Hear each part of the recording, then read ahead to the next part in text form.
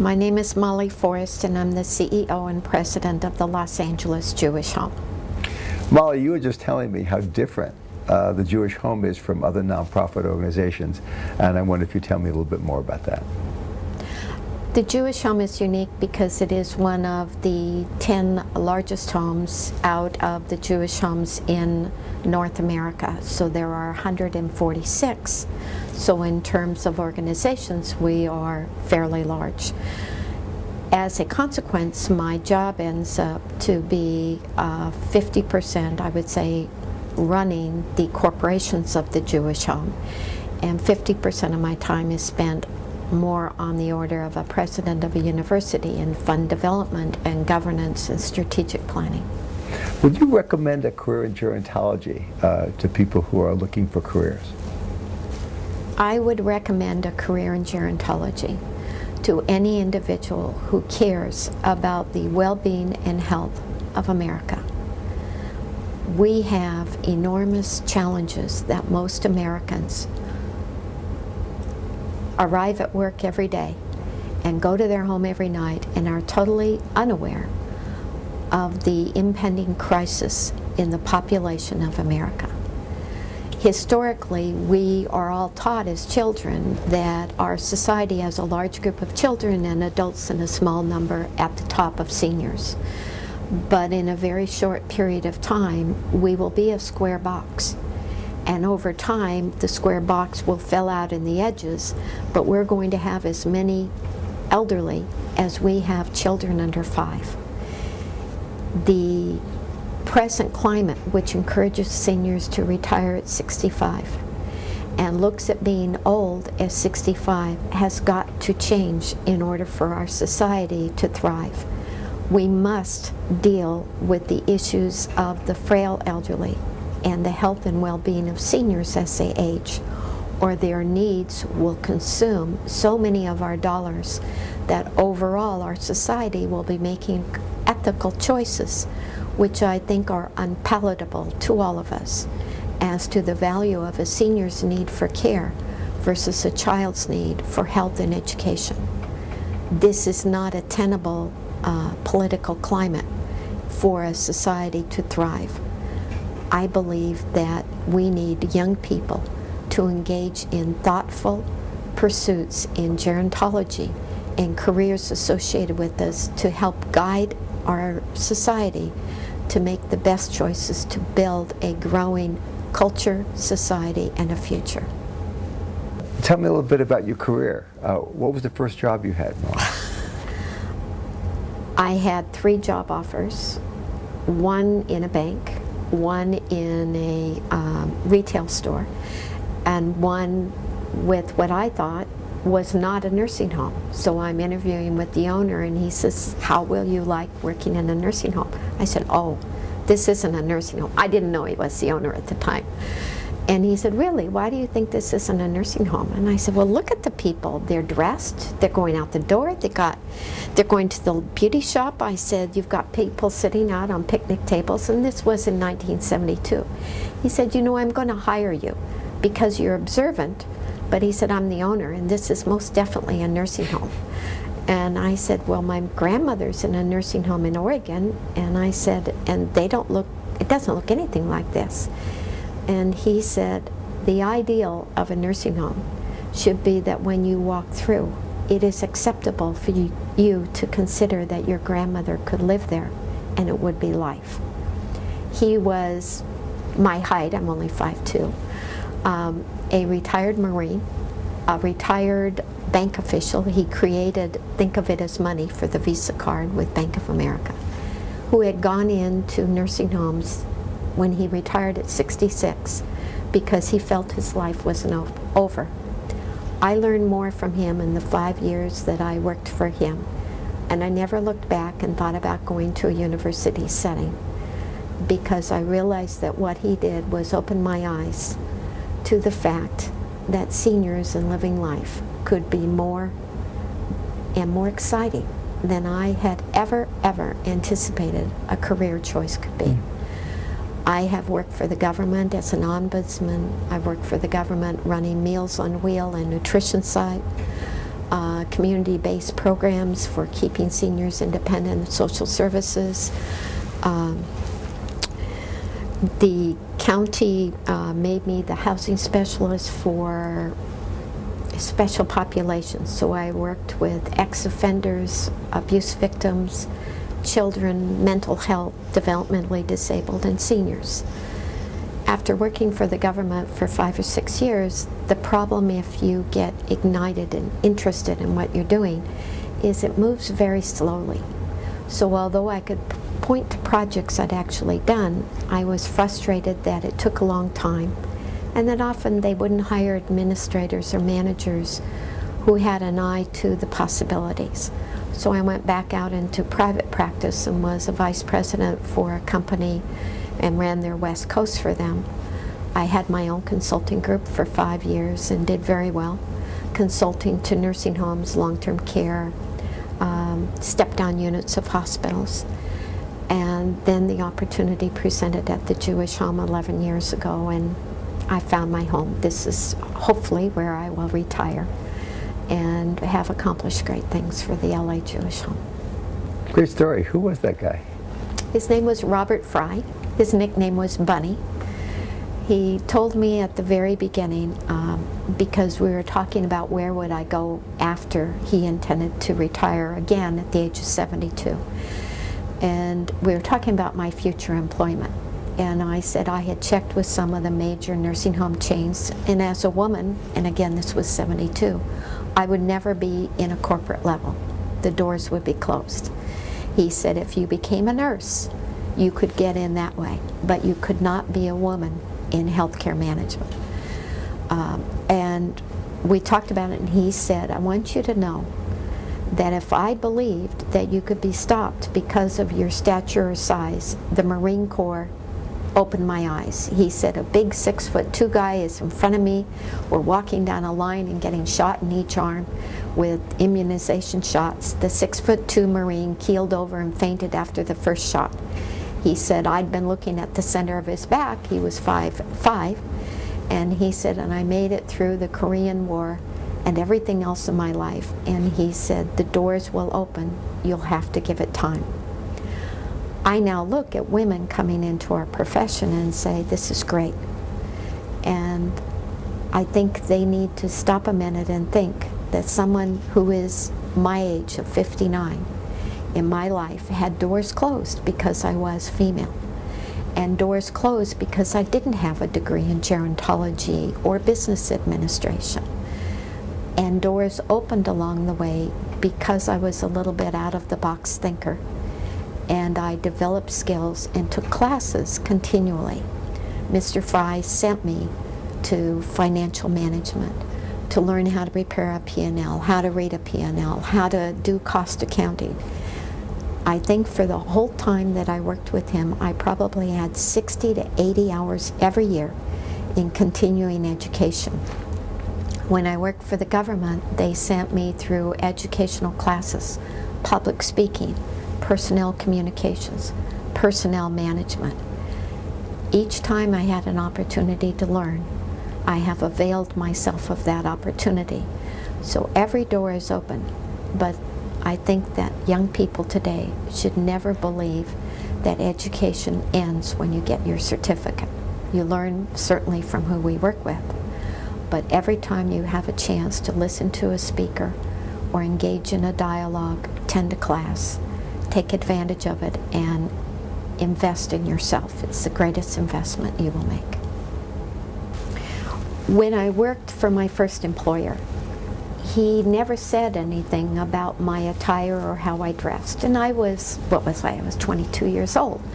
So I had been a college student during the 60s and during the early 70s, the Vietnam War, the flower children. In college, you know, my hair was down to my waist. I wore a headband.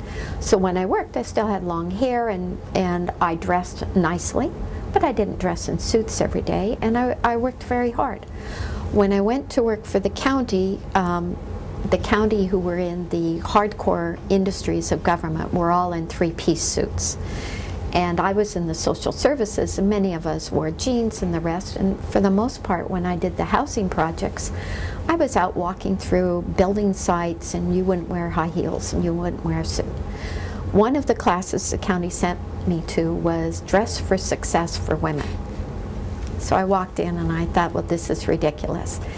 And they gave us a little book to read about Dress for Success for Women and suggested we try it during one day of work. I did a lot of work with HUD and Farmers Home Administration, and I was in Eugene, Oregon, and I go to Seattle, Washington. So I went on a regular trip, and I took the train to Seattle just like normal, only instead of wearing my jeans and a jacket with a shirt, I dressed in a blue suit, and I tied my hair up, and I wore small earrings instead of dangling earrings. And as I got off the train, a gentleman offered to pick up my bag and carry it to the taxi station. I'd never had that happen before. The taxi guy jumped out of the taxi instead of letting me load my own bag, put it in the back. I got to the hotel. A gentleman opened the door. When I came to the line to check in, the gentleman at the desk motioned me over, and I got taken care of first and ushered to my room. And I thought, given the fact that I was schlepping my bags and waiting in lines and being treated sort of less than professionally in all my other attire, maybe there was a reason for this. And I began to read more. And I learned that we have 30 seconds to create an impression.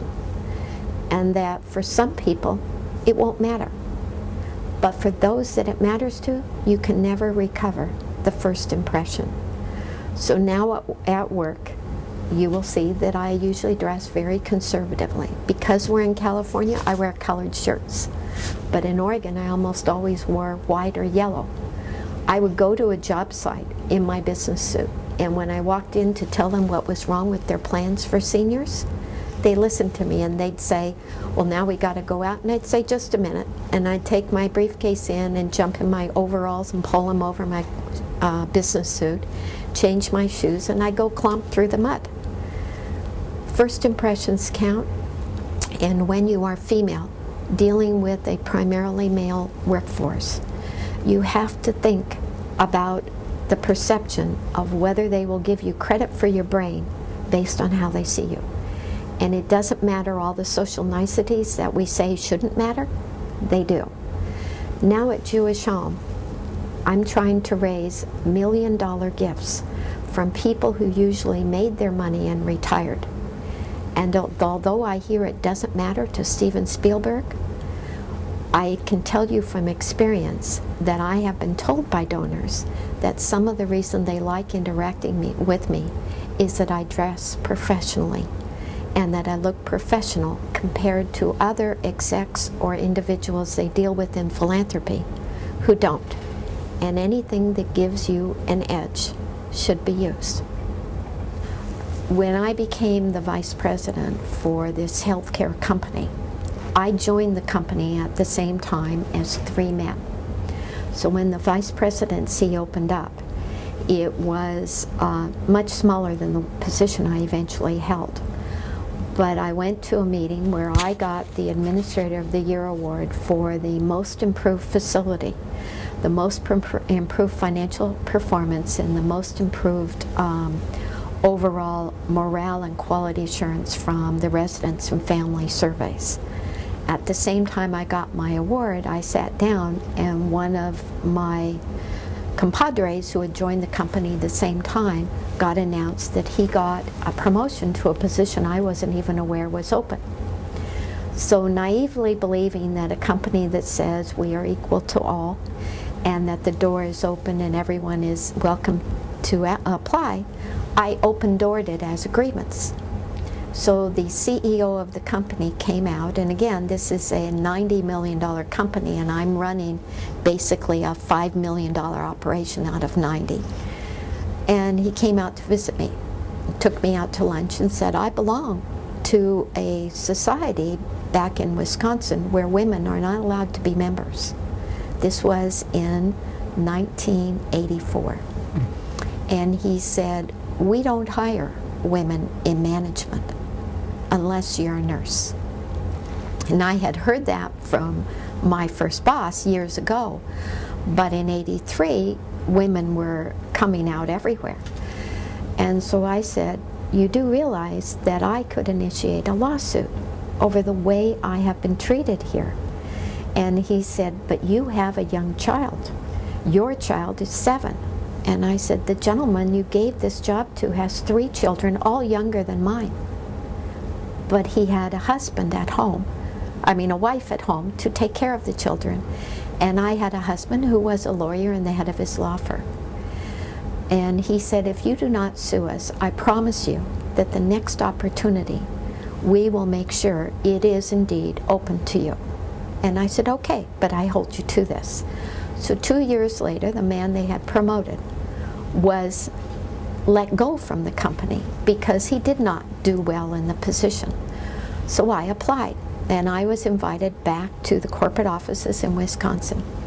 I walked into the room and realized that every applicant for the position that they had screened down to, and now we were down to 6, I was the only woman. And we were put through a battery of 5 days of psychological testing and profile to identify our management characteristics to be sure they had the best. I was sitting in the room with the former CEO of a long-term care company that if I said the name everybody would recognize from the stock exchange, with a doctor of gerontology with a master's of business in the room, with people, frankly, that if you look at my little English literature, you would say, why is she in the room? And I got the position, and the company eventually used my psychological profile to screen and hire all of their vice presidents in the future. But as my husband says, I was swimming uphill all the way. Don't give up. Invest in yourself, believe in yourself, and eventually everything you hope for will happen. What would you suggest for someone going to interview for a job, for a woman coming for a job interview that might be different from a man? When you're in an interview, people want to know what is it that you have done in real life. On paper, they always see your education, and they make certain assumptions about your education that you have knowledge of. What they're interested in is how what's in here translates into the work you do. It could be volunteer work, it could be internship work, it could be paid work. You can work in any healthcare setting and be instrumental in creating a change. How do I mean that? When I first went to work for my first boss, he hired me to run his office. Later he told me that out of all the facilities he took over, the 5 facilities, and I was the only trainee he had, that I was the most organized, that I presented reports to him, that I gave him an analysis of our receivables and payables, and this was in '72 when those things didn't come from a computer. That the way I organized the billings and the tasking of it, I set up a schedule on a calendar to plan. Those are things that apply to almost any job that we do, to actually set yourself a plan as to what you're going to accomplish. To think a bit out of the box that I could do it a little better, and that maybe my system would then be adapted and adopted by the whole entity in which I work. Here at Jewish Home, we do a lot of what I call promotion from within. So every position we have at the home is posted. You get additional credits within the Jewish Home merit pay increase for taking what are Jewish Home classes. So our classes at Jewish Home are math classes taught by the Reseda Adult Education Program, English classes taught by Reseda Adult Education. Private classes, we will set you up on supervisory management and frontline supervision. Now, an activity director can go into any of these classes and end up to be a director of a department. We recently had a woman who started here in laundry speaking minimal English, went through our CNA training class and became a CNA, continued with her English and her math, got her GED through the local Reseda Adult Education, and she now is the Arts and Crafts Director on one of our campuses. I have received 8 letters in the last 3 months from our residents who are thrilled with this employee who took a step up. We have internships often come from university settings. I will not allow an internship to pass through this without working very hard. We want interns to take charge of a project, to see it through conclusion and have it be meaningful, that we're going to adopt it and create something going forward. So a small project that a USC internship came to us with was an idea of training a few seniors on how to do the internet.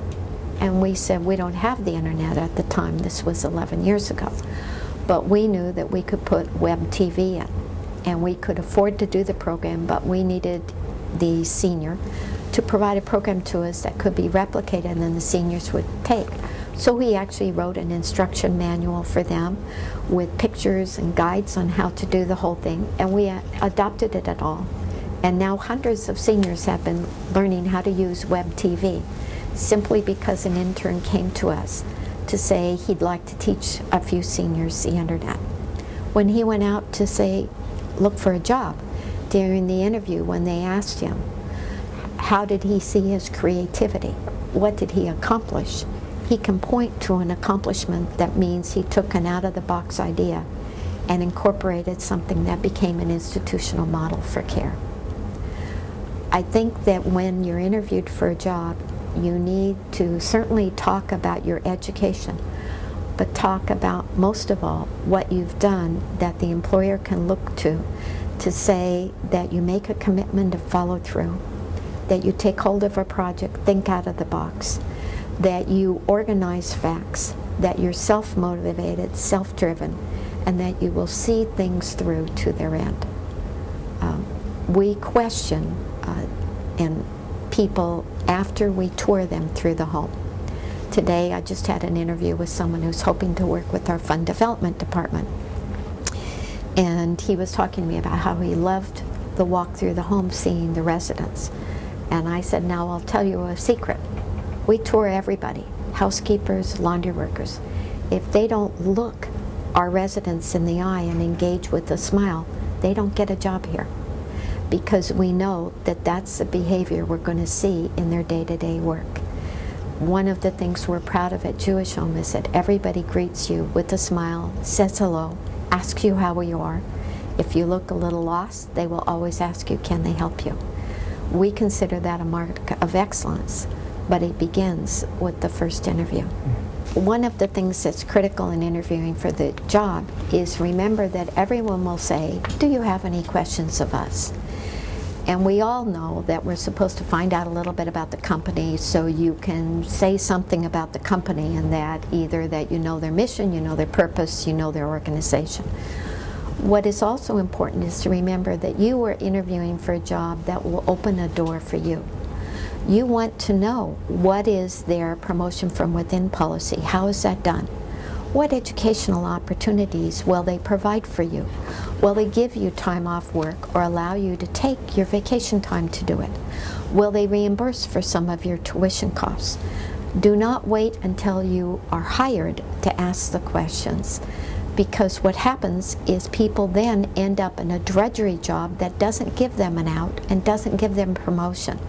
And they say, if I'd only known, I wouldn't have done this. Ask, because it also shows that you are hungry to learn and that you are interested in developing yourself. Employers want to know that about you if they are energetic and enthusiastic employers building a future. Anybody can be a caretaker. If you don't want to be a caretaker, then look for a job that maybe is more challenging, maybe isn't as much money as a caretaker job, but gives you the opportunities to become a winner over time. If a student is preparing for a career in long-term care, what kind of courses do you think they should take at the graduate level? The graduate level in long-term care, I think they should take heavy business management classes on budgeting and analysis of the numbers and how to relate them to a program goal and a program result. I think that all of us can take a budget that the director who sat in the chair before had been running with and go ahead and follow it. Those are caretakers. And I think that it is much more exciting to always have a philosophy of zero-based budgeting, so that you begin with nobody gets any money, and what do they truly need to do the job you're asking them to do today. Much of healthcare was formulated on methodologies and rationale that were available to healthcare in early hospital models, and long-term care is based upon hospital models, so that you cannot look at a hospital model today and relate it to long-term care. So if you look at what are we being asked to do in hospital allocation of personnel, it doesn't fly in long-term care. An easy thing is dietary services to us are much more important than a hospital. Everyone knows hospital food is terrible, but you're only going to be there for 3 days, 5 days. In long-term care, you're going to live with us for a very long period of time, usually at least months for rehabilitation. So dietary services for us has to be our card to go out to the community and say they had great food, because who wants to be stuck 30, 60, 90 days or the rest of your life in a facility where you wouldn't eat?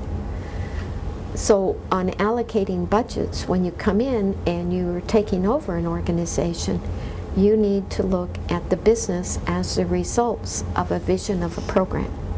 And it has to make sense as to what are you trying to accomplish with your organization. Financial modeling, the presentation of numbers so that they are easily understandable to not just the public and your donors, or in case of for-profit, your investors. They have to make sense to your staff, because every outcome in healthcare depends upon the delivery of hands of care. And if your nurse is looking at you as withholding the money from her and not giving her a raise, without realizing where the money goes to create the hands that care, then you've got problems in labor relations. 70% of long-term care at a minimum is given out in labor costs. And if you don't find a way to communicate the business side of what we do to the labor force that is the primary user, but often not getting paid, frankly, champagne wages, then you've got to find a way to communicate the message and repeat it over and over. Since recently we went through the May 1st Immigration Rights Day, we all remember in 2006 the big push because of the immigration congressional actions to have everyone call in to work. So we talked with other healthcare hospitals and other long-term care. Everybody was expecting at least 1/3 or 1/2 of their staff to call in. They had contingency plans, they had backups, and they reserved registry and on-call people to come in and take the place of workers. We're poor as an agency. We rely upon donations and we care for the poor.